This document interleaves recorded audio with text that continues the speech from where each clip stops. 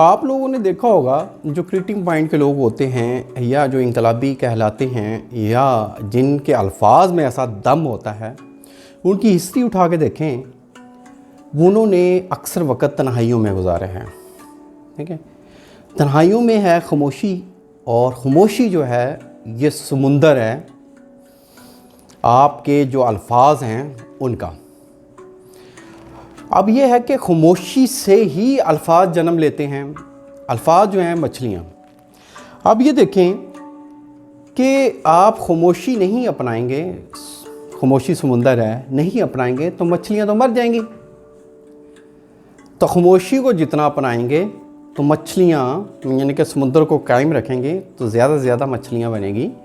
ज़रूरी नहीं है कि आप 1 घंटे के लेक्चर दें और आप कोई 1000-2000 वर्ड बोलें। एक ही जुमला काफ़ी होता है। शॉर्ट बात करें और बड़ी गहरी बात करें। आप लोग नेल्सन मंडेला को देखें, आप बहुत सारे लोग ऐसे हैं, ये आइंस्टाइन को देखें, ये क्या इन्होंने तन्हाइयों में गुजारे हैं वक़्त।